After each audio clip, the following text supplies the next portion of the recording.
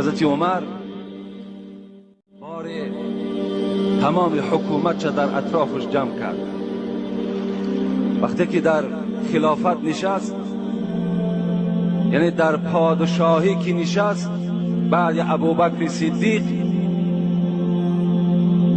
حضرت در حال سروزیر فیراد کرد، تمام وزیرها تا گرفتن نزد من بیا، تمام شخصیتی که در حکومت من کار میکند همه را در نزد من حاضر کن. همه جمع شدند.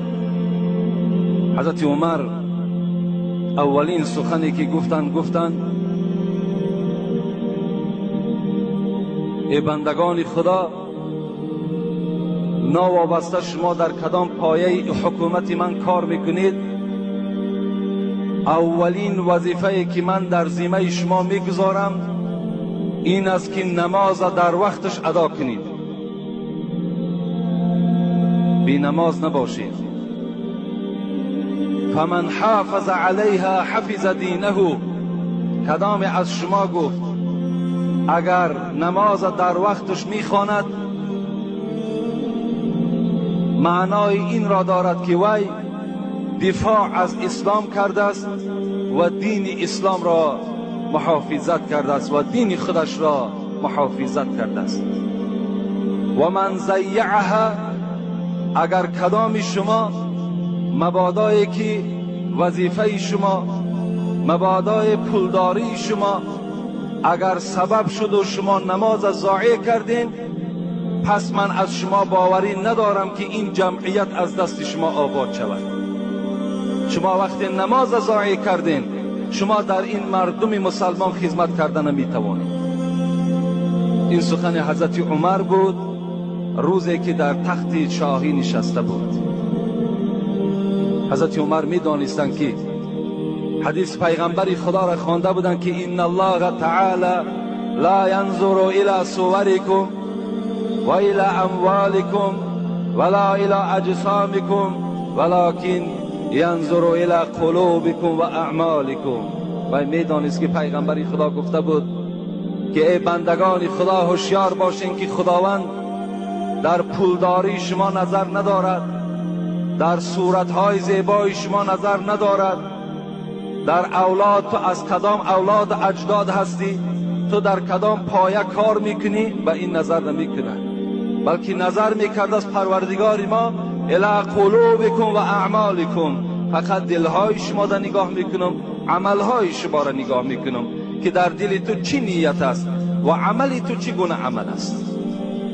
حضرت عمر اینو میدانستند، خدا رحمت و مغفرتشان کنند، و میدانستند که یک زمان موقت من سروری میکنم و فردا که نزد پروردگار رفتم مرا از این نماینده ها میپرسد که آنها را دعوتی بر نماز کردی یا نکردی.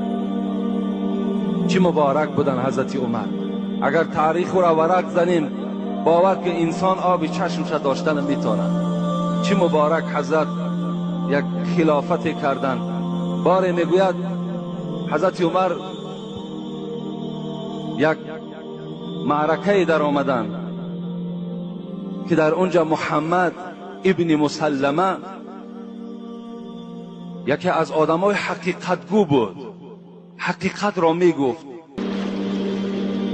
کجروی کدام شخصی را که میدید همون زمان حقیقت را میگفت. و حضرت عمر نزد همین قوم آمد، نزد همون حلقه آمد و گفت ای محمد، گفت ابن مسلمه، تو یکی از آدمهای حقیقت گو هستی. الحال خلافت من چگونه است، پادشاهی من چگونه است. حضرت محمد گفتن، عمر گفتن عدالت تو خیلی بی اندازه بلند است، بسیار یک عدالت کلانی داری. بازم این قدر مالی که در بیت المال جمع می شود، تو چنان دلی تو از دنیا مردگی هست که در تلاش جمع کردن مالم هوس نداری، در مال جمع کردنم هوس نداری.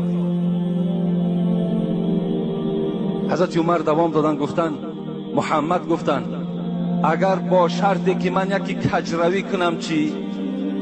اگر مبادایی که فردا یک کجروی میکنم، یک احکام پروردگار را میشکنم. این محمد ابن مسلمه گفتن، عمر گفتن اگر تو گفتن کجروی کنی، اگر مبادای یک آیت یا یک حدیث پیغمبری خدا را اگر تو پایمال کنی، من تو را با شمشیر راست میکنم. حضرت عمر گریان شدن، گفتن هزارها شکر به سوی پروردگار که در بین ما قومی بود است که اگر عمر کجروی کند، عمر راست میکند. این چگونه یک آدمی خاکساری بودند. الحال من در همین مسجد امام خطیب هستم. اگر یک نفر یافت شود یک کمبودی مرا گیرد، من غضبناک می شوم. حالان که این کار من نادرست است، باید که من راضی شوم، بگم خوش به حال تو که کمبودی مرا گرفتی. چه مبارک حضرت ذاتی بودند، خدا رحمت و مغفرتشان کند. از همه امر مهم نزد من گفتن این نماز است. کدام از شما گفتن در حکومت من کار میکنید، باید که نماز ادا کنید. بار حضرت میگن مسجد در آمدن دیر کردن، مردم قوم انتظار که حضرت عمر می آید. حضرت عمر نماز قوم میخوانده میدادن، وقت اون زمان پادشاه ها پیش می در آمدن. کمی دیر کردن، قوم بی‌ضابطه شدند، بی سرانجام شدند. به ناگاه حضرت عمر در آمد و نزد قوم عذرخواهی کرد. گفت قسم به خدا، گفت این یک لباسی تری که در بدن من میبینید، این لباسی هست که هم مهمانهای رهدوری را با این قبول میکنم و هم برای مسجد آمدن با همین لباس نماز میخوانم. الحال تر بود، کمی ایستادم تا که یک خشک شود و در بدن کنم آمدن نماز شما را خوانم. در خلافت نشسته بودن، یک کرته در بدن داشتن، هم مهمان قبول میکردن، هم با این نماز مردم میخواندن.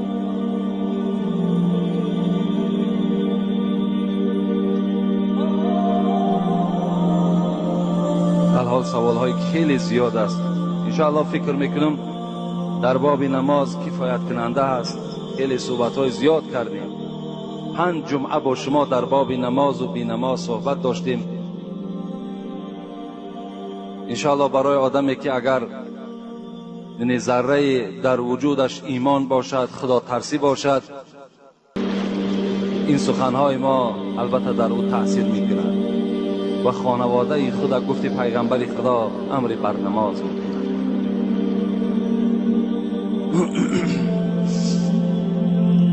السلام علیکم داملای محترم.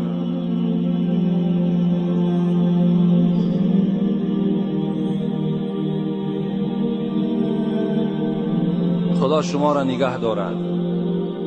ما از 90 کیلومتر هر جمعه اینجا می آییم و از شما خواهش دارم که یک جمعه در نماز جماعت و جمعه دیگرش در فضیلت علم و علما صحبت کنید و این کاسته ها را ما به شهرهای دور ارسال میکنیم. یعنی انشاءالله این برادر میداند که من چند جمعه خود اعلان کرده ایستادم که بعد سوال جواب در باب نماز جماعت صحبت میکنیم و در باب فضیلت علم و علما و یکی دیگر موضوع ما موضوع سطر هست. انشاءالله این موضوع ها که چند تکلیف ها شدگی هست انشاءالله من صحبت دارم. دوم سوال کردن امام بخاری چند حدیث در کتابش آورده است، امام مسلم چند حدیث در کتابش آورده است و سال تولدشان را میگفتی. امام بخاری که اصل نامش حضرت محمد است، محمد ابن اسماعیل، میگوید که من از بین 600,000 حدیث این امام بخاری میگوید که من 600,000 حدیث جمع کردم از پیغمبر و از بین اینها 7257 حدیث در کتاب صحیح بخاری وجود دارد و همین 7257 حدیث از بس که میگوید یعنی یک تکرار باز شدگی هستند این یک حدیث 2 بار 3 بار هم در این کتاب که آمدگی هست. از این خاطر حدیث های تازه به تکرارش 4000 هست. و سال تولدش 194 هجری هست. بگیم 184 سال بعد پیغمبر خدا به دنیا آمدگی هستند و 256 هجری از دنیا گذشتن. همگی 62 سال حیات دیدن. در قصه ها می آید که همین باید ما و شما افتخار کنیم که این صحیح بخاری، این بعد قرآن کتاب معتبرترین در روی دنیا به شمار می رود و این از اولادهای ما و شما هست. از بخارا محمد ابن اسماعیل، پدرشون هم آدمی با تقوا بودن، مادرشون هم آدمی با تقوا بودن. یکی از دوستان پدرش حکایت میکرد در همین کتاب امام بخاری که وقتی در حالت سکرات مرگ بود پدرش اسماعیل، من خبرگیری رفتم و به سوی من گفت ای حجر، گفت حجر بودن این کس، اینقدر حیاتی که من دیدم، گفت قسم به خدا، گفت 1 درهم حرام در خانه من وارد شدگی نیست. 1 درهم حرام در خانه من وارد شدگی نیست. گفت و فرزندهاشم بسیار علاکه خودی همین فرزند محمد ابن اسماعیل خود گواهی میدهد که از چی گونه اولاد البته به دنیا می آید. این از حساب لقمه حلال این فرزند به دنیا آمدگی هست. دیگه در خردیش وقتی که این محمد تولد شد پدرشون از دنیا گذشتن. در آوان خردی میگوید همین محمد ابن اسماعیل نابینا شدن. خرد بودن میگوید نابینا شدن. مادرشون بی نهایت غم میخورد و پیوسته شبها نماز تهجد داشت. میگوید زاره و تولا به درگاه پروردگار میکرد که خدایا این فرزند مرا بینا بگردان. شب از شبها میگوید در خوابش حضرت ابراهیم خلیل الله در آمد و گفت ای مادر، گفت این زاره و تولایی که تو به سوی خدا کردی، خداوند دعای تو را اجابت کرد و فرزند تو را بینا گردانی. این مادر میگوید من از جا خیستم، تا زمان پیش فرزند میرفتم صدای همون ابراهیم از گوش من دور نمیرفت. همین صدای می آمد که فرزند تو شفا یافت، فرزند تو شفا یافت. آمدم نگاه کردم که این محمد شفا یافتگی از چشمهاش مثل چشمهای بینا میگه گشاده شدگی بود. 10 ساله بودن که حضرت علاکه حدیث از یاد میگفتن. 10 سالگی ده علاکه حدیث از یاد میگفتن. این هم یک افتخار مردم ما و شما است که ما صحیح بخاری داریم. و امام مسلم ابن حجاج نیشاپوری سال تولدش 204 هم گفتن، 206 هم گفتن، 216 هجری هم گفتن.